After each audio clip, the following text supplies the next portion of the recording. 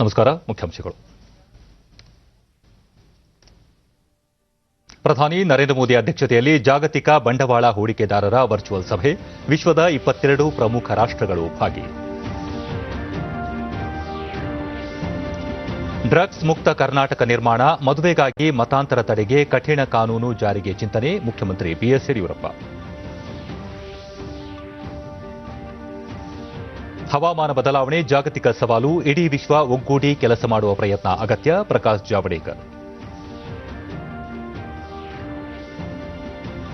America ಅಧ್ಯಕ್ಷೀಯ ಚುನಾವಣೆ, ಮತ ಎಣಿಕೆ ಮುಂದುವರಿಕೆ, ಡೆಮಾಕ್ರೆಟಿಕ್ ಪಕ್ಷದ ಜೋ ಬೈಡನ್ ಬಹುಮತದತ್ತ ಮುನ್ನಡೆ. ವಾರ್ತೆಗಳ ವಿವರ. ಜಾಗತಿಕ ಬಂಡವಾಳ ಹೂಡಿಕೆದಾರರ ವರ್ಚುವಲ್ ದುಂಡು ಮೇಜಿನ ಸಭೆ ಇದೀಗ ಆರಂಭವಾಗಿದ್ದು, ಪ್ರಧಾನಿ ನರೇಂದ್ರ ಮೋದಿ ಅವರು ಭಾಷಣ ಮಾಡುತ್ತಿದ್ದಾರೆ. ಕೇಂದ್ರ ಹಣಕಾಸು ಸಚಿವಾಲಯ ಮತ್ತು ರಾಷ್ಟೀಯ ಹೂಡಿಕೆ ಹಾಗೂ ಮೂಲಸೌಕರ್ಯ ನಿಧಿ ಈ ಸಭೆ ಆಯೋಜಿಸಿದ್ದು, ಪ್ರಮುಖ ಜಾಗತಿಕ ಸಾಂಸ್ಥಿಕ ಹೂಡಿಕೆದಾರರು, ಭಾರತೀಯ ವಾಣಿಜ್ಯ ಮುಖಂಡರು ಹಾಗೂ ಹಣಕಾಸು ಮಾರುಕಟ್ಟೆ ನಿಯಂತ್ರಕರು ಮತ್ತು ಕೇಂದ್ರ ಸರ್ಕಾರದ ಉನ್ನತ ಅಧಿಕಾರಿಗಳ ನಡುವೆ ವಿಶೇಷ ಸಂವಾದ ನಡೆಯಲಿದೆ.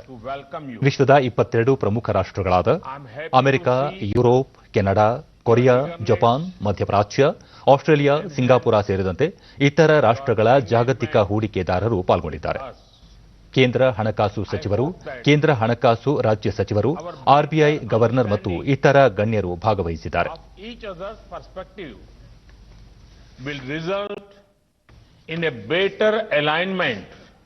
of your plans and our vision. 1.5 trillion under the National Infrastructure Pipeline. ये pioneering multimodal connectivity infrastructure master plan is being finalized. ಈ ದುಂಡು ಮೇಜಿನ ಸಭೆ ನಿರ್ವಹಣೆ ಅಡಿಯಲ್ಲಿ ಒಟ್ಟು ಸುಮಾರು 6 ಟ್ರಿಲಿಯನ್ ಅಮೆರಿಕನ್ ಡಾಲರ್ ಆಸ್ತಿ ಹೊಂದಿರುವ 20 ಅತಿ ದೊಡ್ಡ ಪಿಂಚಣಿ ಮತ್ತು ಸಾರ್ವಭೌಮ ಸಂಪತ್ತು ನಿಧಿಗಳ ಭಾಗವಹಿಸುವಿಕೆ ಸಾಕ್ಷಿಯಾಗಲಿದೆ. ಭಾರತದಲ್ಲಿ ಅಂತಾರಾಷ್ಟೀಯ ಹೂಡಿಕೆ ಹೆಚ್ಚಿಸುವ ಕುರಿತು ಸಭೆಯಲ್ಲಿ ಪ್ರಮುಖವಾಗಿ ಚರ್ಚೆ ನಡೆಯಲಿದ್ದು, ವಿವಿಧ ಯೋಜನೆಗಳಿಗೆ ಹಣ ಹೂಡಿಕೆ ಹೆಚ್ಚಿಸುವ ಉದ್ದೇಶದಿಂದ ಈ ಸಭೆಯನ್ನು ಆಯೋಜಿಸಲಾಗಿದೆ.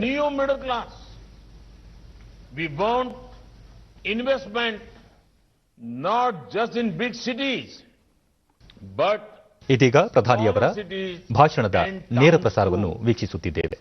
GIFT City in Gujarat is a good example of that. We are implementing mission mode schemes for development of such cities. Friend, just like our strategy for strengthening manufacturing base and for building world-class infrastructure, our strategy for financial sector has also been holistic. Some of the major steps undertaken by us include comprehensive banking sector reforms, strengthening of financial markets, unified authority for the international financial service centers, one of the most liberal FDI regime, a benign tax regime for foreign capital, suitable policy regime for investment vehicles like infrastructure investment trust and real estate investment trust, implementation of insolvency and bankruptcy code, financial empowerment through direct benefit transfer and fintech-based payment system like RuPay cards and Beam UPI. ಮಂಗಳೂರಿನಲ್ಲಿ ನಡೆದ ರಾಜ್ಯ BJP ಕಾರ್ಯಕಾರಿಣಿ ಸಭೆಗೆ ಮುಖ್ಯಮಂತ್ರಿ BS Yediyurappa ಚಾಲನೆ ನೀಡಿದರು. BJP ರಾಜ್ಯಾಧ್ಯಕ್ಷ ನಳಿನ್ ಕುಮಾರ್ ಕಟೀಲ್, ಕೇಂದ್ರ ಸಚಿವರಾದ ಡಿವಿ ಸದಾನಂದಗೌಡ, ಪ್ರಹ್ಲಾದ್ ಜೋಶಿ ಸೇರಿದಂತೆ ರಾಜ್ಯದ ಸಚಿವರು, ಪಕ್ಷದ ಪದಾಧಿಕಾರಿಗಳು ಭಾಗವಹಿಸಿದ್ದರು.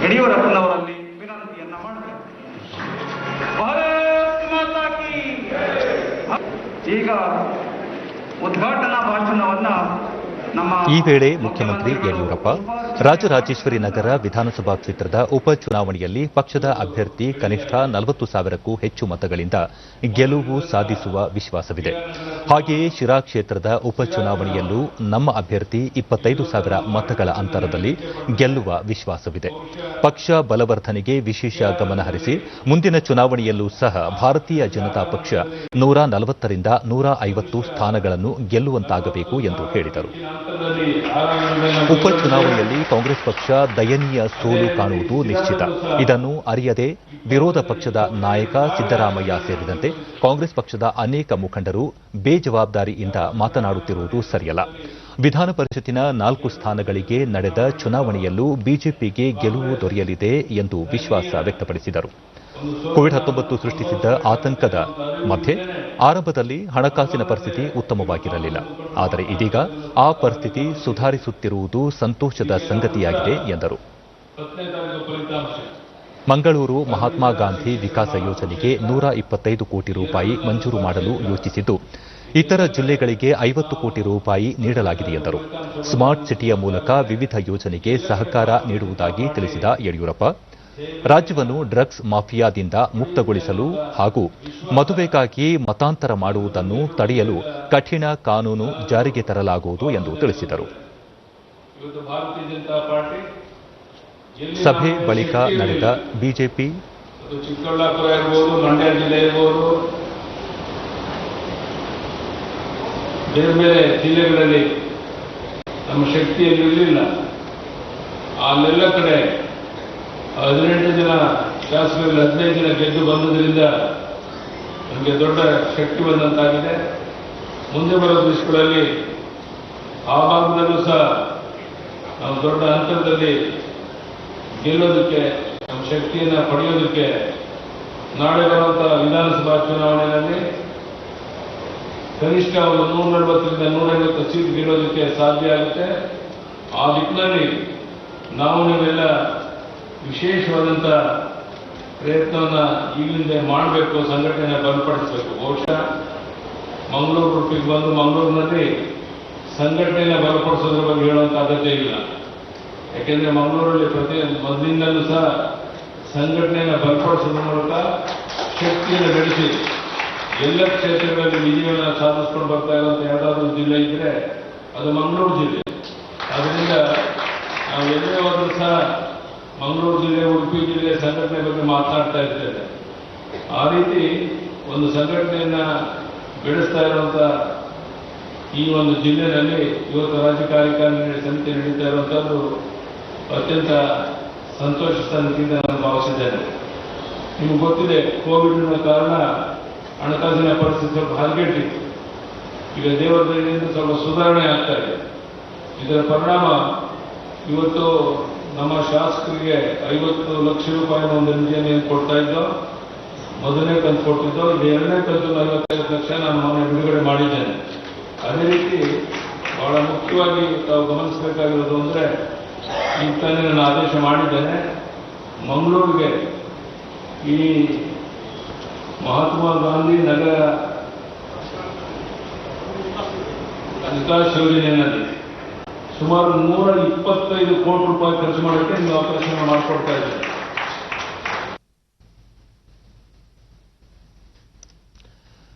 ಸಭೆ ಬಳಿಕ ನಡೆದ ಬಿಜೆಪಿ ಕೋರ್ ಕಮಿಟಿ ಸಭೆಯ ಬಗ್ಗೆ ಮಾಹಿತಿ ನೀಡಿದ ಬಿಜೆಪಿ ಹಿರಿಯ ಮುಖಂಡ ಅರವಿಂದ ಲಿಂಬಾವಳಿ, ರಾಜ್ಯದಲ್ಲಿ ಲವ್ ಜಿಹಾದ್ ಬಗ್ಗೆ ಕಠಿಣ ಕಾನೂನು ತರುವಂತೆ ಪಕ್ಷದ ಪದಾಧಿಕಾರಿಗಳು ಸಲಹೆ ನೀಡಿದ್ದಾರೆ. ಈ ಸಂಬಂಧ ಅಧಿಕಾರಿಗಳು ಪಕ್ಷದ ಮುಖಂಡರೊಂದಿಗೆ ಚರ್ಚಿಸಿ ನಿರ್ಧಾರ ಕೈಗೊಳ್ಳಲು ಕೋರ್ ಕಮಿಟಿ ಸಮಿತಿ ನಿರ್ಧರಿಸಿದೆ ಎಂದರು. ರಾಜ್ಯದಲ್ಲಿ ಗೋಹತ್ಯೆ ನಿಷೇಧ ಕಾಯ್ದೆಯನ್ನು ಮರು ಜಾರಿ ಮಾಡಲು ಕೂಡ ಕೋರ್ ಕಮಿಟಿ ಸಭೆಯಲ್ಲಿ ಶಿಫಾರಸು ಮಾಡಲಾಗಿದೆ ಎಂದರು. ರಾಜ್ಯದಲ್ಲಿ ಕೊರೋನಾ ಸೋಂಕಿಗೆ ಲಸಿಕೆ ಬರುವ ತನಕ ಶಾಲಾ ಕಾಲೇಜುಗಳನ್ನು ತೆರೆಯುವುದಾಗಲಿ ಅಥವಾ ಗ್ರಾಮ ಪಂಚಾಯಿತಿ ಚುನಾವಣೆ ನಡೆಸುವುದನ್ನು ಸರ್ಕಾರ ಕೈಬಿಡಬೇಕು ಎಂದು ವಿಧಾನಸಭೆ ವಿರೋಧ ಪಕ್ಷದ ನಾಯಕ ಸಿದ್ದರಾಮಯ್ಯ ಚಿತ್ರದುರ್ಗದಲ್ಲಿ ಇಂದು ಹೇಳಿದ್ದಾರೆ. ಸೋಂಕು ಇರುವ ಸಂದರ್ಭದಲ್ಲಿ ಶಾಲೆಗಳನ್ನು ತೆರೆಯುವುದು ಒಳ್ಳೆಯ ಬೆಳವಣಿಗೆಯಲ್ಲ. 1 ವರ್ಷ ಶಾಲಾ ಮಕ್ಕಳನ್ನು ಪಾಸ್ ಮಾಡಿದರೆ ಯಾವುದೇ ಸಮಸ್ಯೆಯಾಗುವುದಿಲ್ಲ. ಸರ್ಕಾರ ಈ ಬಗ್ಗೆ ಗಂಭೀರವಾಗಿ ಚಿಂತನೆ ನಡೆಸಲಿ. ರಾಜ್ಯ ಸರ್ಕಾರ ಈಗಾಗಲೇ ಗ್ರಾಮ ಪಂಚಾಯಿತಿ ಚುನಾವಣೆಯನ್ನು ಮುಂದೂಡಲು ನಿರ್ಧರಿಸಿದೆ.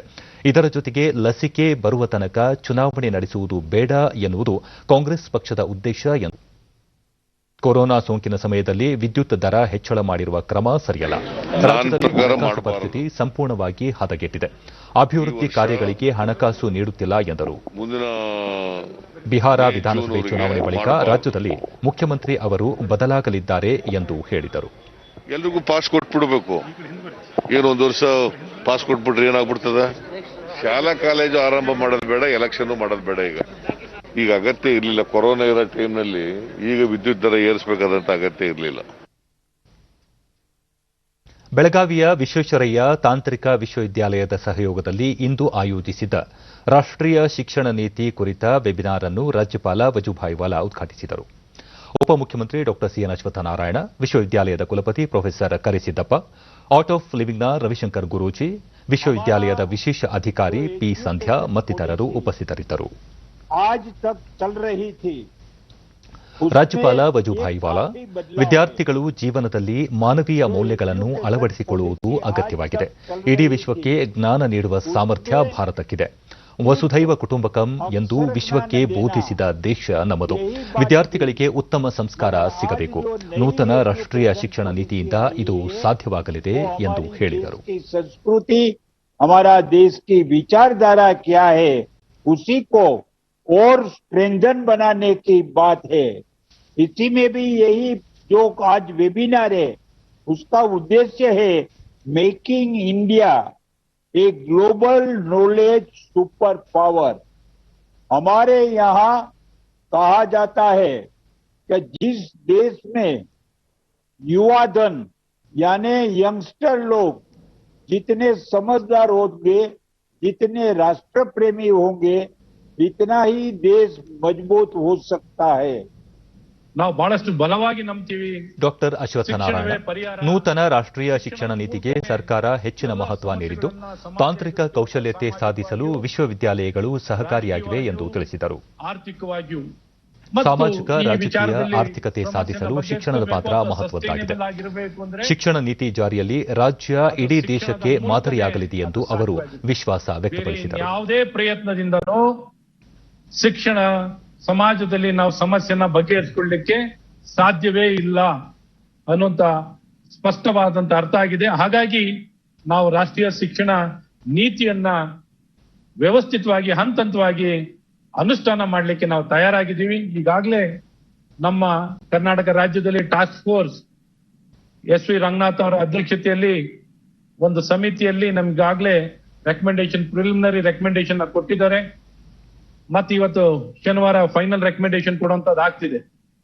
ಇಲ್ಲೇನು ಮುಂದಿನ 10 ವರ್ಷ ಕಾಲದಲ್ಲಿ ನಾವು ವ್ಯವಸ್ಥಿತವಾಗಿ ಫೇಸ್ ಮ್ಯಾನರ್ ನಲ್ಲಿ ಅನುಷ್ಠಾನ ಮಾಡುವಂತದ್ದು ಮಾಡ್ತಿದ್ದೀವಿ. ಮೊದಲನೇ ಹಂತದಲ್ಲಿ ಒಂದು 6 ರಿಸರ್ಚ್ ಈಗೇನು ಇರುವಂತ ಯೂನಿವರ್ಸಿಟಿನೇ ಡೆಸಿಗ್ನೇಟ್ ಮಾಡಿ ಅದನ್ನ ರಿಸರ್ಚ್ ಯೂನಿವರ್ಸಿಟಿ ಆಗಿ ಅದನ್ನ ಡೆಸಿಗ್ನೇಟ್ ಮಾಡುವಂತದ್ದು ಮಾಡ್ತಿದ್ದೀವಿ.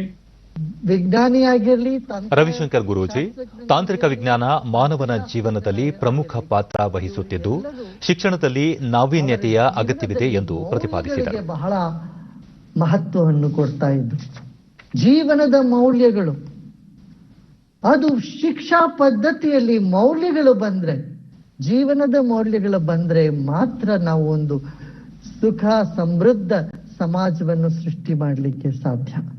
ಸಮೃದ್ಧ ಸಮಾಜ, ಸುಶಿಕ್ಷಿತ ಸಮಾಜ ಆಗ್ಬೇಕಿದ್ರೆ ಅದಕ್ಕೆ ಮೌಲ್ಯ ಆಧಾರಿತ ಪ್ರಶಿಕ್ಷಣ ಆಗಬೇಕು. ನಮ್ಮ ಟೆಕ್ನಿಕಲ್ ಯೂನಿವರ್ಸಿಟಿನಲ್ಲಿ ಏನಂತಂದ್ರೆ ಮತ್ತೆ ಮತ್ತೆ ನಾವು ಇದನ್ನ ನಮ್ಮ ಟೆಕ್ನಾಲಜಿನ ಅಪ್ಗ್ರೇಡ್ ಮಾಡ್ತಾ ಹೋಗ್ಬೇಕು. ಯಾವಾಗ ನಾವು ಟೆಕ್ನಾಲಜಿ ಆಗಿರ್ಲಿ, ತತ್ವಜ್ಞಾನವಾಗಿರ್ಲಿ ಅಪ್ಗ್ರೇಡ್ ಮಾಡ್ತಾ ಇದ್ರೆ, ತಾಂತ್ರಿಕ ಶಿಕ್ಷೆಯಾಗಿದ್ರು ಸಹ ತತ್ವಜ್ಞಾನವಾಗಿದ್ರು ಸಹ ಇದು ಮತ್ತೆ ಮತ್ತೆ ಪುನರ್ವಿಮರ್ಶನೆ ಮಾಡಬೇಕು, ಪುನರಾಲೋಚನೆ ಮಾಡಬೇಕು, ಅದನ್ನ ಪುನಃಸ್ಥಾಪಿತ ಮಾಡಬೇಕಾಗಿದೆ. ಕೊರೋನಾ ಸೋಂಕಿಗೆ ಲಸಿಕೆ ಸಿದ್ಧವಾಗುತ್ತಿದ್ದಂತೆ ಅದನ್ನು ಸಾಮಾನ್ಯ ಜನರಿಗೂ ತಲುಪಿಸುವ ವ್ಯವಸ್ಥೆ ಮಾಡಲು ಕೇಂದ್ರ ಸರ್ಕಾರ ಮುಂದಾಗಿದೆ ಎಂದು ಕೇಂದ್ರ ರಾಸಾಯನಿಕ ಮತ್ತು ರಸಗೊಬ್ಬರ ಖಾತೆ ಸಚಿವ ಡಿವಿ ಸದಾನಂದಗೌಡ ಮಂಗಳೂರಿನಲ್ಲಿ ಇಂದು ಹೇಳಿದ್ದಾರೆ. ಯಾರೊಬ್ಬರು ಲಸಿಕೆಯಿಂದ ವಂಚಿತರಾಗದಂತೆ ನೋಡಿಕೊಳ್ಳಲು ಸರ್ಕಾರ ಎಲ್ಲ ಕ್ರಮಗಳನ್ನು ಕೈಗೊಳ್ಳುತ್ತಿದೆ ಎಂದು ಅವರು ತಿಳಿಸಿದರು. ಕೋವಿಡ್ ಸೋಂಕು ಕಾಣಿಸಿಕೊಂಡ ನಂತರ ದೇಶದಲ್ಲಿ ಜನೌಷಧಿ ಕೇಂದ್ರಗಳಲ್ಲಿ ಔಷಧಿಗಳ ಖರೀದಿ ಶೇಕಡಾ 28ರಷ್ಟು ಹೆಚ್ಚಾಗಿದೆ. ಗುಣಮಟ್ಟದ ಔಷಧಿ ಪೂರೈಕೆಗೆ ಒತ್ತು ನೀಡಲಾಗಿದೆ ಎಂದು ತಿಳಿಸಿದರು. ಇದೇ ಸಮಯದಲ್ಲಿ ರಸಗೊಬ್ಬರದ ಮಾರಾಟ ಪ್ರಮಾಣ ಶೇಕಡಾ 38ರಷ್ಟು ಹೆಚ್ಚಾಗಿದೆ ಎಂದು ತಿಳಿಸಿದರು. ಅದನ್ನು ರನ್ ಮಾಡುವಂತರು ಅವರಿಗೆ ವಿಶೇಷವಾದಂಥ ಒಂದು ರೀತಿಯಲ್ಲಿ ಸಹಕಾರಗಳನ್ನು ಕೊಡುವಂಥ ಕೆಲಸ ಕಾರ್ಯಗಳನ್ನು ನಾವು ಬೇರೆ ಬೇರೆ ಸ್ಟೇಟ್ಗಳಲ್ಲಿ ಹೇಳಿಕೊಂಡು ಮಾಡಿಕೊಂಡ ಕಾರಣ ಎಲ್ಲ ಕಡೆ ಒಳ್ಳೆಯ ಸೇಲ್ಸ್ಗಳಾಯಿತು. ಈಗಾಗಲೇ ನಮ್ಮ ಔಷಧಿ ಕೇಂದ್ರಗಳು ಸುಮಾರು 6,600 ಆಯಿತು. ಕರ್ನಾಟಕದಲ್ಲಿ ಈಗ 7,010 ಈಗಾಗಲೇ ಕರ್ನಾಟಕದಲ್ಲಿ 710 ಈಗಾಗಲೇ ಆಗಿದೆ. ಒಂದು ಸುಮಾರು 200 ಅಪ್ಲಿಕೇಶನ್ಸ್ ಪೆಂಡಿಂಗ್ ಇದ್ದಾವೆ. ಅದನ್ನು ಕ್ಲಿಯರ್ ಮಾಡುವಂಥ ಕೆಲಸ ಕಾರ್ಯಗಳನ್ನು ಮಾಡ್ತೇವೆ. ಒಟ್ಟು ಪ್ರಧಾನಮಂತ್ರಿಯವರ ಕನಸಿನ ಆ ಸಾಮಾನ್ಯ ಜನರಿಗೆ ಸಿಕ್ಕಬೇಕಾದಂಥ ಕಡಿಮೆ ದರದಲ್ಲಿ ಕ್ವಾಲಿಟೇಟಿವ್ ಮೆಡಿಸಿನ್.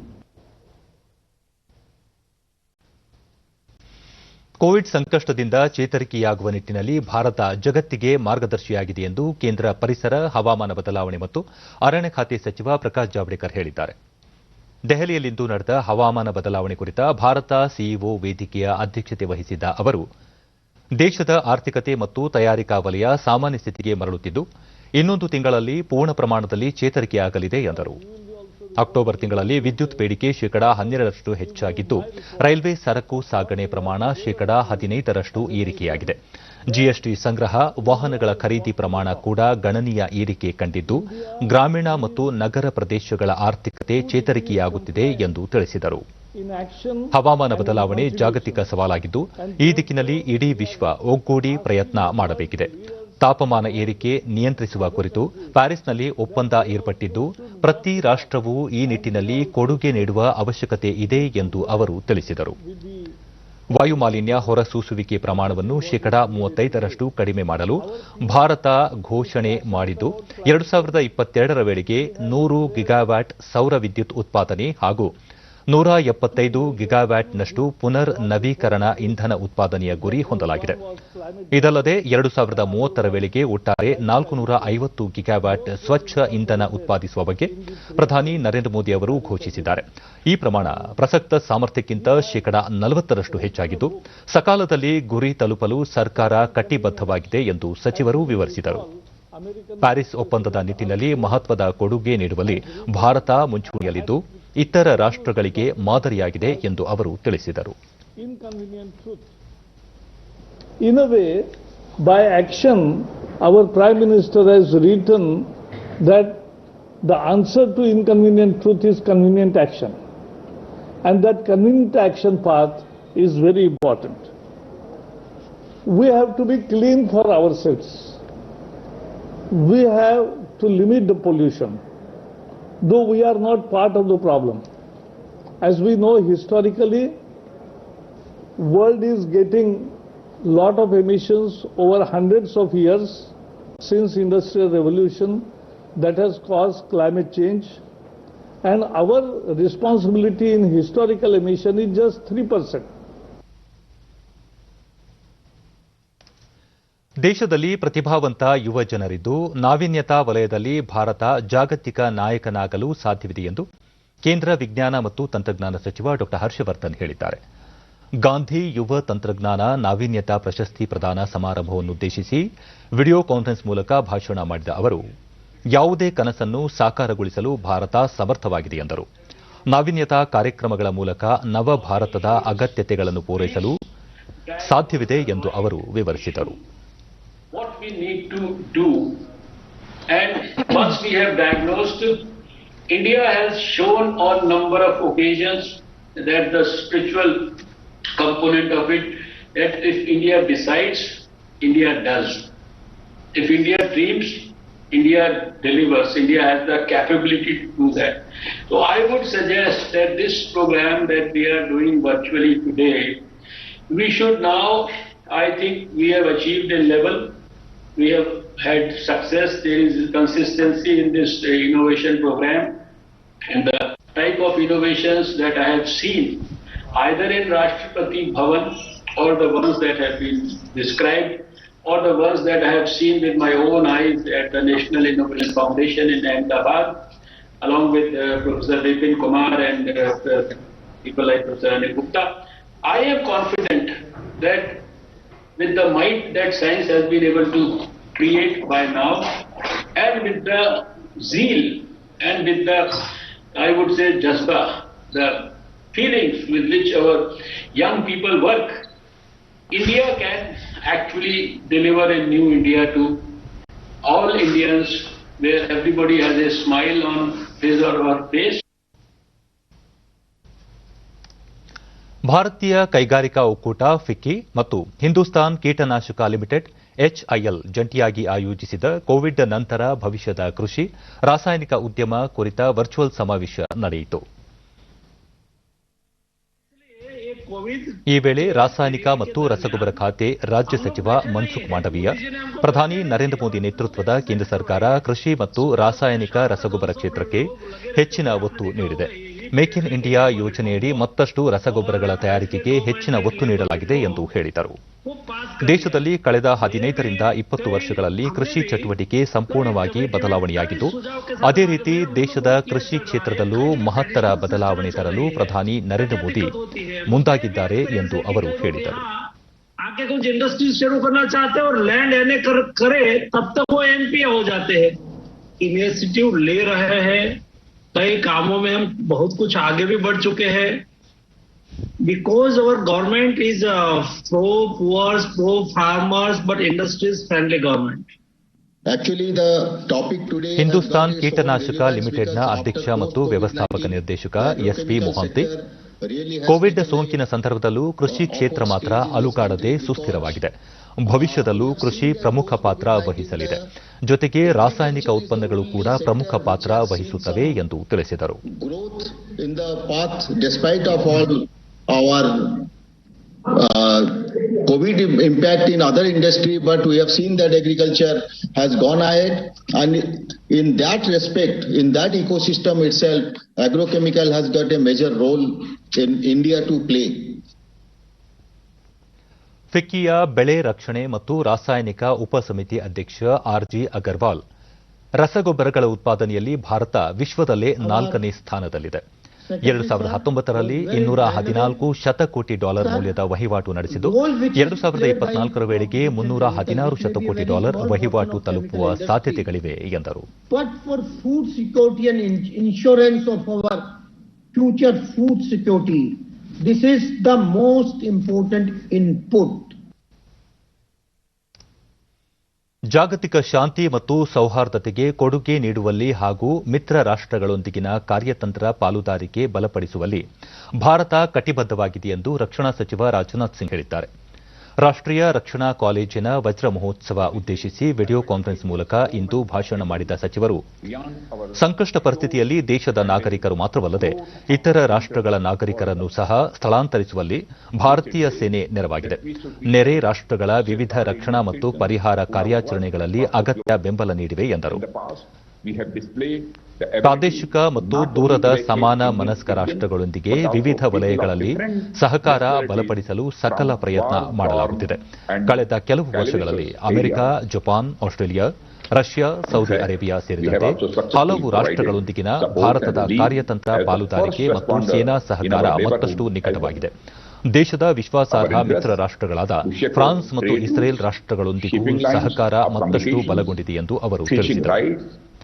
ರಕ್ಷಣೆ ಸೇರಿದಂತೆ ಆರೋಗ್ಯ, ಮೂಲಸೌಕರ್ಯ, ಇಂಧನ, ನೈರ್ಮಲ್ಯ, ಬ್ಯಾಂಕಿಂಗ್ ವಲಯಗಳಲ್ಲಿ ಪ್ರಮುಖ ಸುಧಾರಣೆ ಮಾಡಲಾಗುತ್ತಿದ್ದು, ಆರ್ಥಿಕತೆಯ ಚೇತರಿಕೆಗೆ ಸರ್ಕಾರ ಎಲ್ಲ ಕ್ರಮ ಕೈಗೊಳ್ಳುತ್ತಿದೆ ಎಂದು ಅವರು ತಿಳಿಸಿದರು.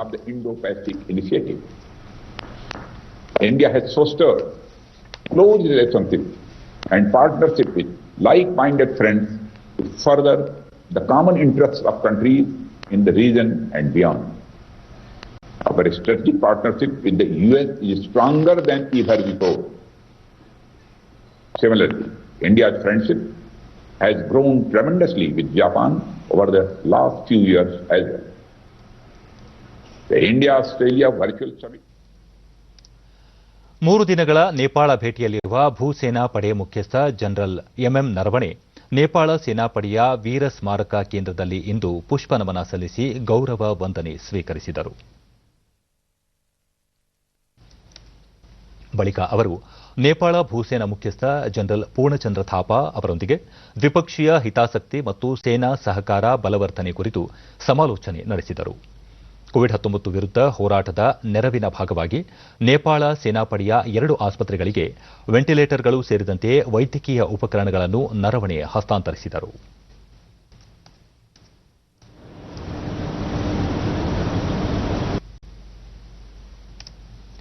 ಕೋವಿಡ್ ನಂತರ ಜಗತ್ತನ್ನು ಮತ್ತಷ್ಟು ಪರಿಸರ ಸ್ನೇಹಿ, ಸಮರ್ಥ, ಡಿಜಿಟಲ್ ಆಧಾರಿತ ಮತ್ತು ನಾವೀನ್ಯತಾಪೂರ್ಣಗೊಳಿಸಲು ಸಮಾನ ಮನಸ್ಕ ರಾಷ್ಟಗಳು ಒಗ್ಗೂಡಿ ಕಾರ್ಯನಿರ್ವಹಿಸಬೇಕಿದೆ ಎಂದು ವಿದೇಶಾಂಗ ಸಚಿವ ಡಾ ಎಸ್ ಜೈಶಂಕರ್ ಹೇಳಿದ್ದಾರೆ.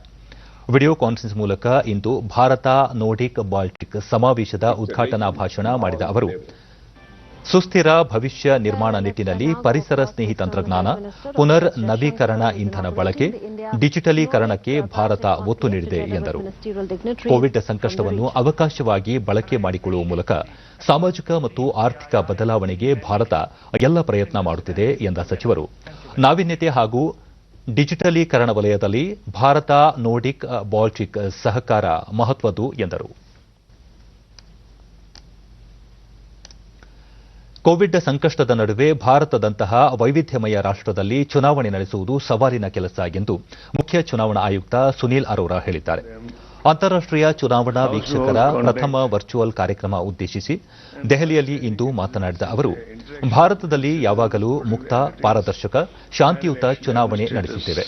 ಆದರೆ ಈ ಬಾರಿ ಕೋವಿಡ್ ಹಿನ್ನೆಲೆಯಲ್ಲಿ ಸುರಕ್ಷಿತ ಚುನಾವಣೆ ನಡೆಸಬೇಕಾದ ಸವಾಲು ಎದುರಾಗಿದೆ. ಮತದಾರರು, ಚುನಾವಣಾ ಸಿಬ್ಬಂದಿ ಸೇರಿದಂತೆ ಎಲ್ಲರ ಸುರಕ್ಷೆಯನ್ನು ಖಾತ್ರಿಪಡಿಸುವುದು ಅತಿ ಮುಖ್ಯ. ಆದರೆ ಇದು ಸವಾಲಿನ ಕಾರ್ಯ ಎಂದರು. ಕೋವಿಡ್-19 ಜಾಗತಿಕ ಸಂಕಷ್ಟದ ಹಿನ್ನೆಲೆಯಲ್ಲಿ ಹಲವು ರಾಷ್ಟಗಳು ಚುನಾವಣೆಗಳನ್ನು ಮುಂದೂಡಿವೆ. ಆದರೆ ಭಾರತದಲ್ಲಿ ಕೋವಿಡ್ ನಡುವೆಯೂ ರಾಜ್ಯಸಭೆಗೆ ಚುನಾವಣೆ ನಡೆಸುವ ಮೂಲಕ ಒಂದು ಪ್ರಯೋಗ ಮಾಡಲಾಯಿತು. ಆ ನಂತರ ಎಲ್ಲ ಮುಂಜಾಗ್ರತಾ ಕ್ರಮಗಳೊಂದಿಗೆ ಬಿಹಾರ ವಿಧಾನಸಭಾ ಚುನಾವಣೆ ನಡೆಸುವ ಮಹತ್ವದ ನಿರ್ಣಯ ಕೈಗೊಳ್ಳಲಾಯಿತು.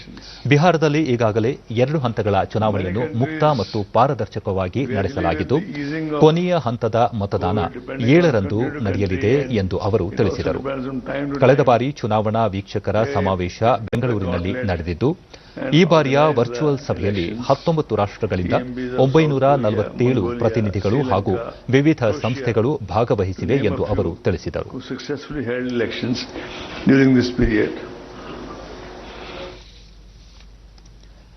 ಅಮೆರಿಕ ಅಧ್ಯಕ್ಷೀಯ ಚುನಾವಣೆಯ ಮತ ಎಣಿಕೆ ಮುಂದುವರೆದಿದ್ದು, ಡೆಮಾಕ್ರೆಟಿಕ್ ಪಕ್ಷದ ಜೋ ಬೈಡನ್ ಬಹುಮತ ಗಳಿಸುವತ್ತ ಮುನ್ನಡೆದಿದ್ದಾರೆ. ಇತ್ತೀಚಿನ ವರದಿಯಂತೆ ಜೋ ಬೈಡನ್ ಅವರು 264 ಎಲೆಕ್ಟೋರಲ್ ಮತ ಪಡೆದಿದ್ದು, ಹಾಲಿ ಅಧ್ಯಕ್ಷ ರಿಪಬ್ಲಿಕನ್ ಪಕ್ಷದ ಡೊನಾಲ್ಡ್ ಟ್ರಂಪ್ 214 ಮತ ಪಡೆದಿದ್ದಾರೆ ಎಂದು ಸುದ್ದಿ ಸಂಸ್ಥೆಗಳು ವರದಿ ಮಾಡಿವೆ. ಜೋ ಬೈಡನ್ ಅವರು Arizona, California, Colorado, Connecticut, Illinois ಮತ್ತಿತರ ರಾಜ್ಯಗಳಲ್ಲಿ ವಿಜೇತರಾಗಿದ್ದು, ಮಿಚಿಗನ್, ವಿಸ್ಕನ್ಸಿನ್ ರಾಜ್ಯಗಳಲ್ಲಿ ಮುನ್ನಡೆ ಸಾಧಿಸಿದ್ದಾರೆ. ಡೊನಾಲ್ಡ್ ಟ್ರಂಪ್ ಅವರು Florida, Iowa, Ohio, Texas, Indiana, Kansas ಮುಂತಾದ ರಾಜ್ಯಗಳಲ್ಲಿ ವಿಜೇತರಾಗಿದ್ದಾರೆ. ಅಧ್ಯಕ್ಷೀಯ ಚುನಾವಣೆಯಲ್ಲಿ ಗೆಲುವಿಗೆ 270 ಮತಗಳ ಅವಶ್ಯಕತೆ ಇದ್ದು, ಚುನಾವಣೆಯಲ್ಲಿ ದಾಖಲೆ 160 ದಶಲಕ್ಷ ಮತ ಚಲಾವಣೆಯಾಗಿತ್ತು. ಈ ಮಧ್ಯೆ ಮತ ಎಣಿಕೆಯಲ್ಲಿ ಅವ್ಯವಹಾರ ನಡೆದಿದೆ ಎಂದು ಅಧ್ಯಕ್ಷ ಡೊನಾಲ್ಡ್ ಟ್ರಂಪ್ ಆರೋಪಿಸಿದ್ದಾರೆ. ಮತ ಎಣಿಕೆಯನ್ನು ಕೂಡಲೇ ಸ್ಥಗಿತಗೊಳಿಸಲು ಆಗ್ರಹಿಸಿರುವ ಅವರು, ವಿವಿಧ ರಾಜ್ಯಗಳಲ್ಲಿ ಚುನಾವಣಾ ಅಕ್ರಮ ನಡೆದಿದೆ ಎಂದು ದೂರು ನೀಡಿದ್ದಾರೆ. ಮತ ಎಣಿಕೆಯ ಅವ್ಯವಹಾರ ಅಮೆರಿಕದ ನಾಗರಿಕರಿಗೆ ಎಸಗಿದ ವಂಚನೆಯಾಗಿದ್ದು, ಈ ಅಕ್ರಮ ಮೇಲುಗೈ ಸಾಧಿಸಲು ತಾವು ಬಿಡುವುದಿಲ್ಲ ಎಂದು ಅವರು ಹೇಳಿದ್ದಾರೆ. ಟ್ರಂಪ್ ಬೆಂಬಲಿಗರು ವಿವಿಧ ರಾಜ್ಯಗಳಲ್ಲಿ ಪ್ರತಿಭಟನೆ ನಡೆಸಿದ್ದಾರೆ.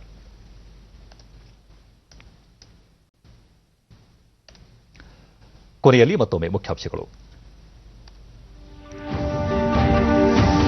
ಪ್ರಧಾನಿ ನರೇಂದ್ರ ಮೋದಿ ಅಧ್ಯಕ್ಷತೆಯಲ್ಲಿ ಜಾಗತಿಕ ಬಂಡವಾಳ ಹೂಡಿಕೆದಾರರ ವರ್ಚುವಲ್ ಸಭೆ, ವಿಶ್ವದ 22 ಪ್ರಮುಖ ರಾಷ್ಟಗಳು ಭಾಗಿ. ಡ್ರಗ್ಸ್ ಮುಕ್ತ ಕರ್ನಾಟಕ ನಿರ್ಮಾಣ, ಮದುವೆಗಾಗಿ ಮತಾಂತರ ತಡೆಗೆ ಕಠಿಣ ಕಾನೂನು ಜಾರಿಗೆ ಚಿಂತನೆ, ಮುಖ್ಯಮಂತ್ರಿ ಬಿಎಸ್ ಯಡಿಯೂರಪ್ಪ.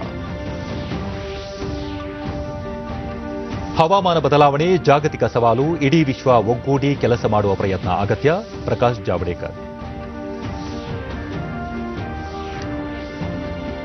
ಅಮೆರಿಕ ಅಧ್ಯಕ್ಷೀಯ ಚುನಾವಣೆ ಮತ ಎಣಿಕೆ ಮುಂದುವರಿಕೆ, ಡೆಮಾಕ್ರೆಟಿಕ್ ಪಕ್ಷದ ಜೋ ಬೈಡನ್ ಬಹುಮತದತ್ತ ಮುನ್ನಡೆ. ವೀಕ್ಷಕರೇ, ತಪ್ಪದೇ ಮಾಸ್ಕ್ ಧರಿಸಿ. ನೀವು ಸುರಕ್ಷಿತವಾಗಿರುವುದರೊಂದಿಗೆ ನಿಮ್ಮವರನ್ನು ಸುರಕ್ಷಿತವಾಗಿರಿಸಿ. ಸರಿಯಾದ ಕ್ರಮದಲ್ಲಿ ಮುಖಗವಸು ತಪ್ಪದೇ ಧರಿಸಿ. ನಮ್ಮ ಮುಂದಿನ ವಾರ್ತಾ ಪ್ರಸಾರ ರಾತ್ರಿ 9 ಗಂಟೆಗೆ ಡಿಡಿ ಚಂದನದಲ್ಲಿ. ನಮಸ್ಕಾರ.